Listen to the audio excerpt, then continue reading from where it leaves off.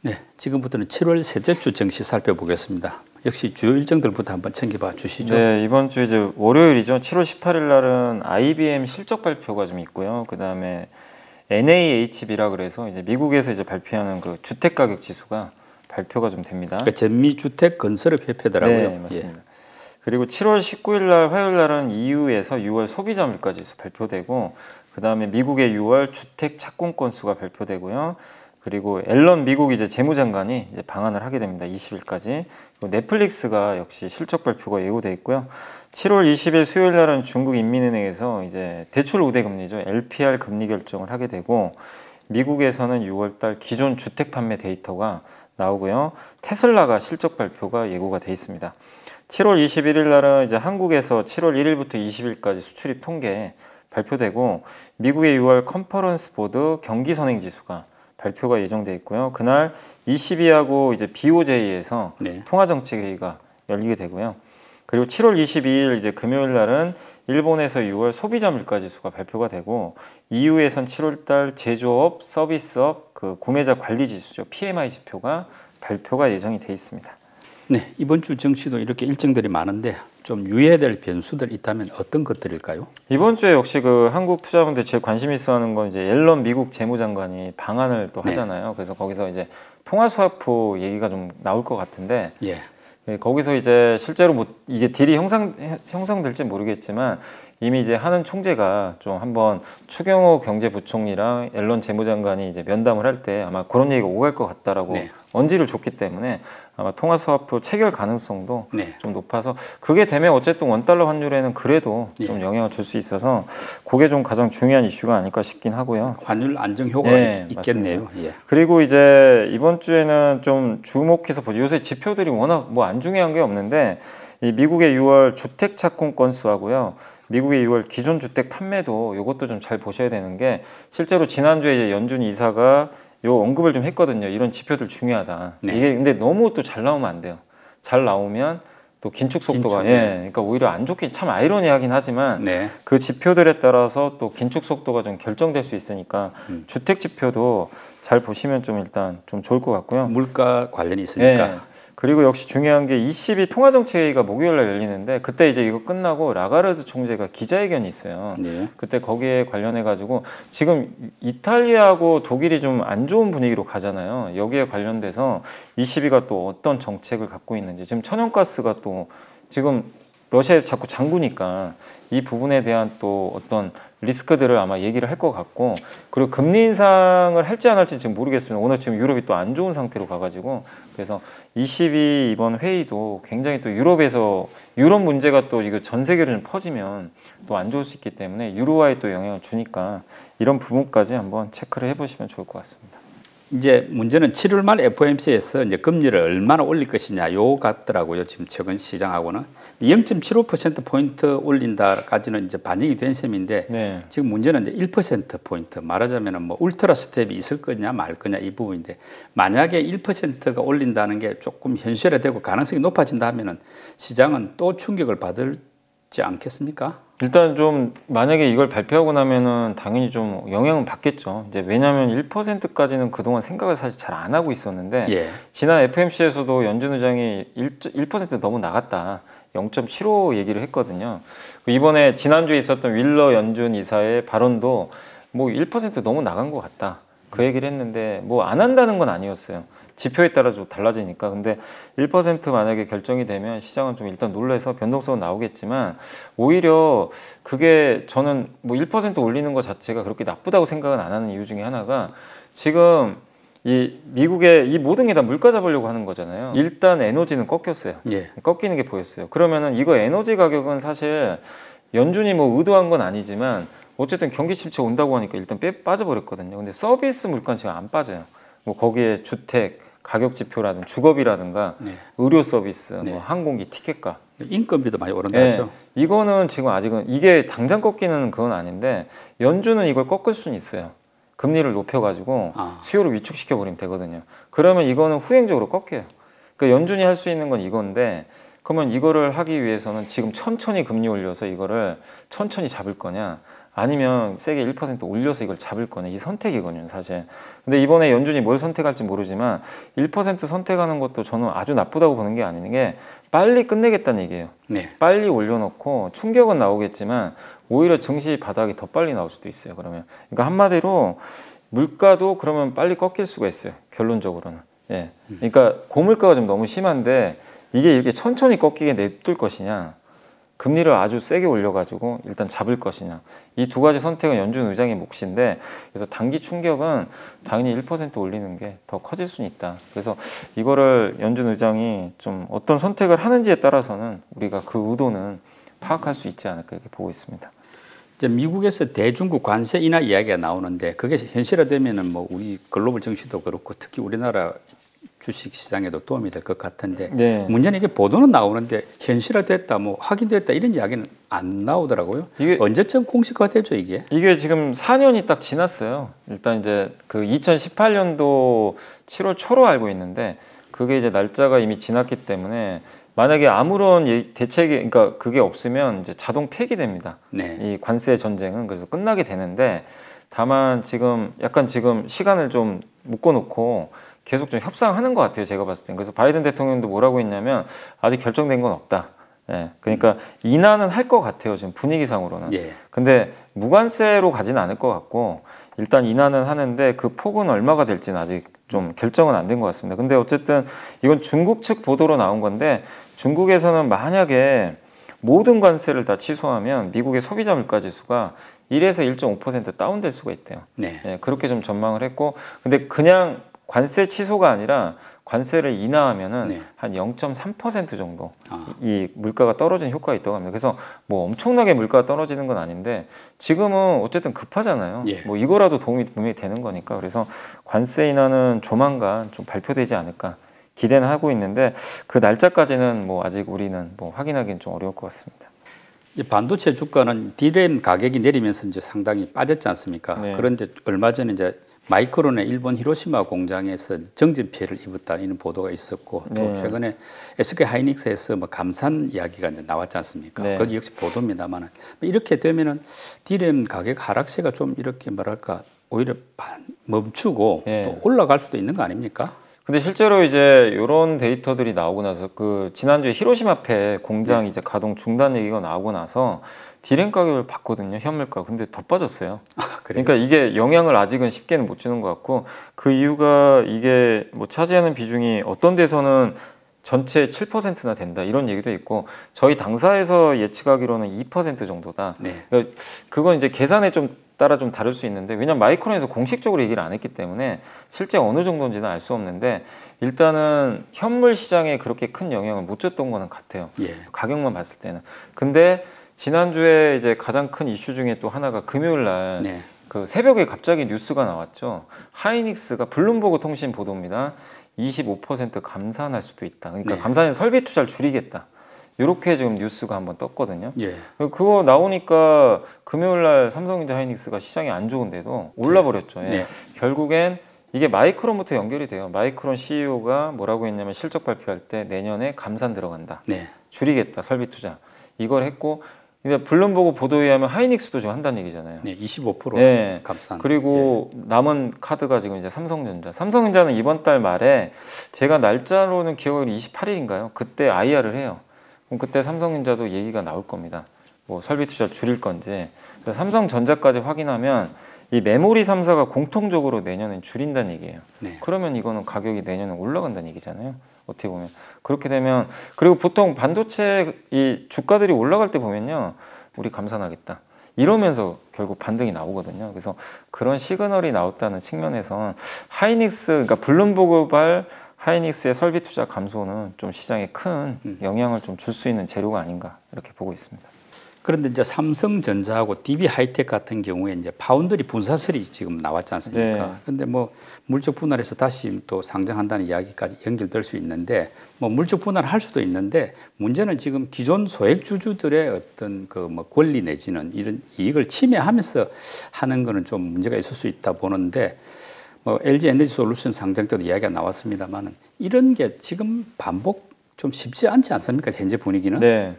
그래서 지금 사실 이제 뭐 삼성전자도 갑자기 한 증권사 보고서가 나온 게 있었고, 그리고 DB하이텍은 실제로 인터뷰 기사가 나왔던 것 같더라고요. 이제 그러니까 분할해서 상장까지 고려하겠다. 네. DB하이텍 관계자가 그렇게 인터뷰를 했다는 기사가 떴어요. 이게 그래서 팹리스하고 이제 네. 공장 파운드리하고 맞습니다. 분사한다는 이야기죠. 네, 그래서 이게 결국 그러다 보니까 그날 DB하이텍 주가가 하루에 16% 폭락을 했습니다.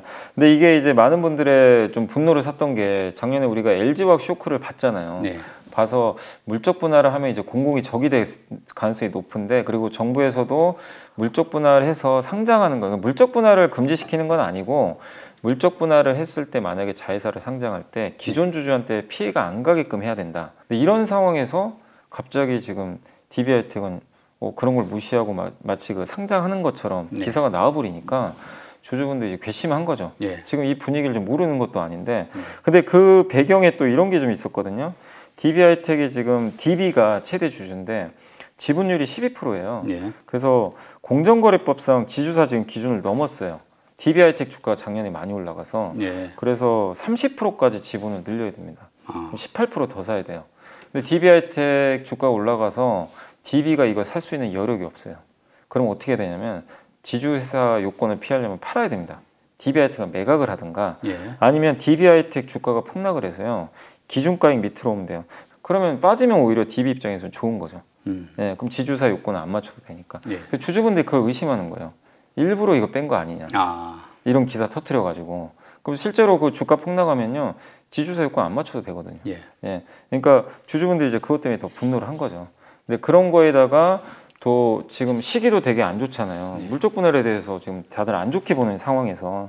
그래서 이런 것들이 뭐 회사 입장에서는 또 이런 식으로 얘기는 했더라고요. 뭐 분사하는 게 이게 뭐 그 주가를 낮추려는 게 아니라 효율성을 좀 강화하기 위해서다. 뭐 이런 식으로. 다만 주주분들은 반발이 심하죠. 왜냐하면 팹리스 사업부가 이익률이 되게 높아요. 네. 또 알짜 사업부고. 그래서 또 이런 분위기에서 이거 했다는 것 자체가 어쨌든 주주들한테는 굉장히 좀 안 좋게 좀 다가간 것 같습니다.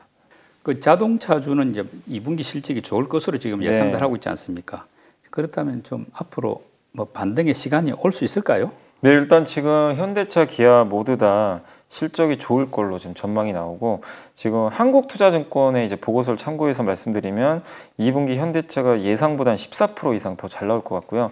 기아는 무려 29%나 더 잘 나올 것으로 예상을 했는데, 그 이유가 뭐냐면 파업이 있었잖아요. 그 화물연대. 예. 그리고 4, 5월에 판매가 부진했음에도 인센티브가 많이 줄었대요. 그러니까 이제 딜러들한테 주는 거죠. 판매해달라고. 네. 그 비용이 엄청나게 줄었고 환율 효과까지 더 부각이 돼가지고 판매 단가도 올라갔고, 그래서 이런 것들이 결합이 돼서 2분기 실적이 좋을 것 같고, 특히 기아가 굉장히 좋을 것 같은데 2분기에 역대 최대 이익이 좀 날 것 같아요. 2.2조 원 정도. 그러니까 2조 원이 넘는 네. 굉장한 이익을 일단 낼 것으로 좀 보고 있습니다. 거기다가 이렇게 실적도 좋게 나올 것 같은데 여전히 재고는 적고, 그리고 전기차가 지금 잘 팔리잖아요. 아이오닉 6 새로 나왔죠. 네, 또 기대감도 되게 높고. 네. 그리고 지금 사실 우려하는 것 중에 하나는 이렇게 물가가 자꾸 올라가니까 결국엔 그 자동차도 사실은 사람들이 비싸니까 네. 이 경기 안 좋으면 안 사는 거 아니냐, 이 우려는 있어요. 근데 그렇게 우려들을 하지만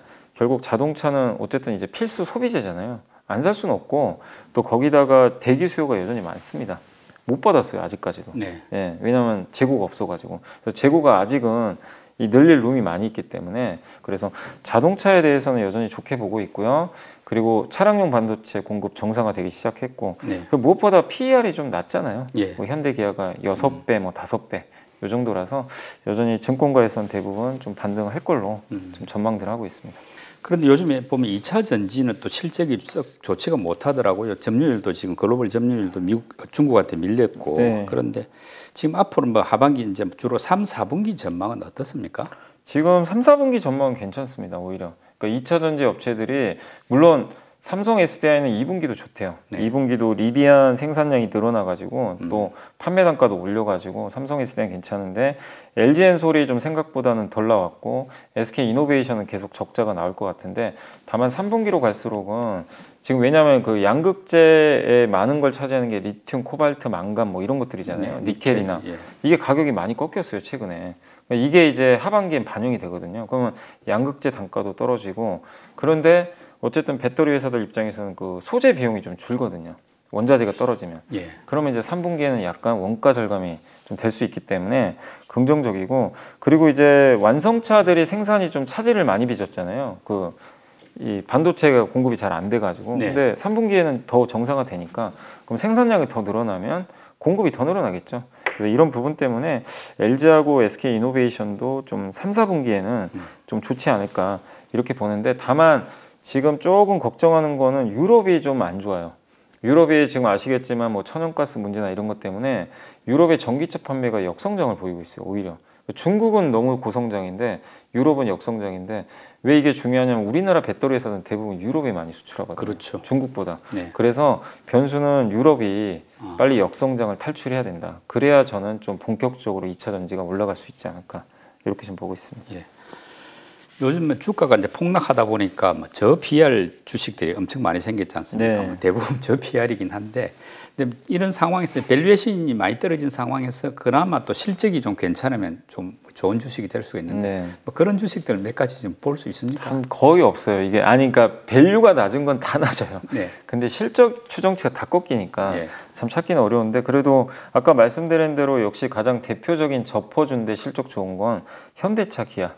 예, 워낙 지금 저퍼잖아요. 예. 그래서 이 두 기업은 확실히 그쪽에 좀 속해 있다라고 좀 보시면 좋을 것 같고, 그 다음에 실적 좋은데 또 많이 빠진 기업 중에 하나가 유가 때문에 연동은 좀 됐지만 SOL 정유주도 돈을 역대급으로 버는데 워낙 지금 최근에 또 주가 폭락을 해가지고 일단 좀 싸져 있는 그런 상황인 것 같고, 그 다음 방송사 쪽에서 미디어 쪽에서는 저도 찾아보니까 SBS가 네. 실적은 괜찮은데 굉장히 여기도 저퍼주더라고요. 그래서 이쪽도 실적 대비해서는 좀 상당히 싼 걸로 나와 있고, 지주회사 중에 그 만도의 지주회사가 있습니다. 그 한라홀딩스라고.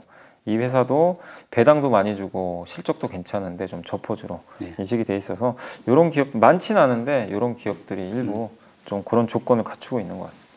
이제 뭐 여름 증시 시즌이 이제 본격적으로 되는 셈인데, 이런 시즌에 좀 주목해 볼 만한 업종이 있다면 어떤 쪽일까요? 네, 일단 여름 증시에서 이제 2분기 또 3분기로 넘어가는 시즌인데, 그래도 아까도 계속 말씀드렸지만 가장 실적 면에서는 가장 뭐 탁월한 거는 자동차 같아요. 네. 이 완성차 업종, 또 부품주도 괜찮으니까 자동차 업종 좀 좋게 보시면 되겠고, 요즘에 그리고 아까 뭐 SBS도 잠깐 얘기했지만 뭐 광고라든가 아니면 요새 드라마 컨텐츠 또 이런 이제 그 방송사 같은 이제 이런 미디어 쪽이 실적 추정치가 좀 올라가고 있어서 미디어 업종도 한번 보시면 좀 좋을 것 같고, 그 다음에 요즘에 그 농산물 가격이 좀 많이 떨어졌잖아요. 그래서 많은 증권사에서 공통적으로 좋게 보는 업종은 음식료로 많이 꼽더라고요.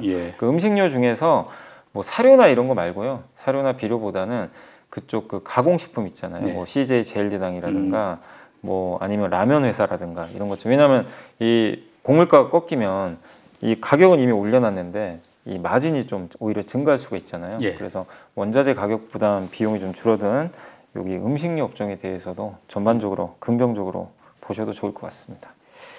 예, 마지막으로 초보 투자자들을 위한 팁 제공 순서입니다. 연불리의 보고서 어떤 내용입니까? 이게 이제 삼성증권에서 나왔던 자료인데, 유승민, 황민성, 유영근 연구원이 굉장히 긴 자료고요. 지정학 패러다임 변화와 산업이란 이제 자료고, 사실 이게 여기가 좀 약간 문제가 됐던 게 이 보고서에 삼성 파운드리 분사 얘기가 좀 들어가 있어가지고 그건 저도 좀 납득하기 좀 어려웠어요. 솔직히 읽으면서. 그렇지만 다른 내용들은 한번 읽어볼 만해요. 워낙 좀 길어서 좀 핵심적인 것만 좀 정리를 해봤고요. 반세계화가 지금 이슈잖아요. 그래서 새로운 종류의 세계화는 이제 효율성이 아니라 지난 한 2, 3년간은 분업 있잖아요. 분업을 통한 효율성. 중국이 공장을 담당했고 선진국들은 이제 저가에 그걸 받아서 시장이 됐죠. 네, 시장이 돼서 그래서 저물가가 이어졌잖아요. 지난 한 최소 10년 동안은 또 저물가 시대가 계속 이어졌는데, 이제 그게 좀 가는 것 같다.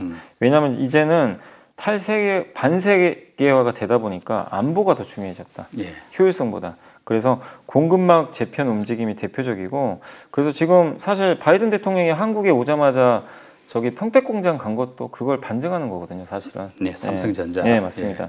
그래서 지난 30년간의 세계화 시대가 이제 끝나면서 그리고 뭐 금융위기나 뭐 트럼프 시대 코로나 전쟁들을 겪으면서 글로벌 경제 흐름이 많이 바뀌어 버렸고, 미국과 중국이 사실 중국을 좀 키워줬어요. 소련이 붕괴하고 나서 이게 파트너로 키워줬는데, 이제는 이제 뭐 서로 이제 1대1로 싸우는 견제가 시작된 거죠. 견제가 시작되죠. 트럼프 때부터 굉장히 그게 심해진 거죠. 그래서 여기 나왔던 용어 중에 하나도 지경학이라는 용어가 좀 있어요. 그러니까 지리가 국가의 이익과 전략에 미치는 영향을 주로 군사 안보적인 측면에서 고찰하는 게 이게 바로 지정학인데 지경학은 상대적으로 경제적인 측면을 중시한 그런 용어라고 좀 보시면 좋을 것 같은데 이 지경학 시대가 도래하면서 나오는 경제와 자산 시장에 미칠 영향을 4가지로 꼽았습니다. 이게 가장 핵심인 것 같더라고요. 그래서 첫 번째가 자유주의적 시장 질서가 훼손된다. 그러니까 시장 경제, 보이지 않는 손이 작동하는 게 아니라 이제는 그 보이는 손들이 작동하니까 국가가 개입을 하는 거죠. 실제적으로. 그래서 경제 논리가 아니라 정치 논리로 정책 의사결정이 이루어질 수 있다. 이렇게 되면은 시장이 가격 예측 능력이 떨어진대요. 갑자기 무슨 일이 발생해? 우리 경험했잖아요. 2018년도에 트럼프랑 시진핑 싸우면서 무슨 일이 발생했는지. 그러니까 이 증시 변동성이 더 커질 수 있고 그리고 해지할 수단들이 떨어진대요. 그러니까 예를 들면 주식이 안 좋으면 채권으로 해지하거든요. 채권은 오히려 좋아지니까. 그게 옛날에 그런 포트폴리오 전략인데 지금은 여러분도 아시겠지만 주가도 빠지는데 채권도 폭락했어요. 그러니까 이게 잘 안 맞는다. 이렇게 보시면 되겠고 그리고 시장의 가격 결정 기능이 약화되면 결국 금융시장 변동성이 더욱 커질 수밖에 없다. 이게 또 하나의 원인이고 그래서 현금 흐름이 양호하고 비즈니스 모델이 단단한 기업으로 여러분들이 압축해서 투자를 해야 된다. 그냥 경쟁력이 떨어지는 기업 잘못 투자하면 굉장히 큰 손실을 볼 수 있는 그런 좀 구도로 가고 있다. 이렇게 보시면 되겠고 그리고 시장하고 지역 간의 차별화도 되게 심해진대요. 점점. 이러면 이럴수록. 그리고 이 또 마지막으로 얘기했던 게 결국 인플레 압력이 구조적으로 증가할 수밖에 없다. 왜냐하면 분업화가 끝나고 탈세계화로 가면 일단은 싼 노동력을 이용한 그런 생산품을 이제 못 얻거든요. 비용이 올라가겠죠. 그래서 이런 부분에 있어서 인플레가 좀 구조적으로 좀 증가할 수밖에 없다는 이런 부분을 좀 생각하시면 좋겠고 지금 어쨌든 반도체가 제일 중요하잖아요. 지금 이제 오히려 안보 역할을 한다. 반도체가. 그래서 이 보고서에도 뭐라고 나냐 이제는 오펙이래요. 반도체. 대만과 한국 기업들이 신오펙을 형성하고 있다. 그래서 이제는 중동이 화약고가 아니라 대만이 화약고가 될 수가 있대요. 이게 지정학적으로 너무 중요한 위치니까. 그러니까 미중 간의 대결에 이제 딱 딱 만나는 되죠. 거죠. 우리 한국도 사실 좀 공장들이 있으니까. 그래서 이제 동북아시아 쪽이 새로운 화약고가 될 수도 있다. 이런 좀 내용들도 왜냐하면 그걸 결정하는 게 왜 거기에 반도체 공장들이 들어가 있기 때문에 그래서 그런 부분들까지 좀 흥미로운 내용들이 많이 있어서 한번 참고하시고 제일 마지막으로 그리고 여기서 나왔던 것 중에 앞으로의 10년은 모빌리티로 좀 본다고 하더라고요. 그러니까 이제 자동차 자율주행 쪽으로. 그래서 그런 쪽으로 반도체가 많이 들어가게 된다. 그래서 거기에 관련돼서 한번 또 밸류체인도 공부해 보시면 좋을 것 같습니다. 7월 말 FOMC가 글로벌 증시에 큰 분수령으로 전망이 되면서 당분간 눈치 보기 장세가 예상되고 있습니다. 이럴 때일수록 어떤 물가 지표, 환율 흐름 같은 관련 정보 잘 챙겨야 하겠습니다.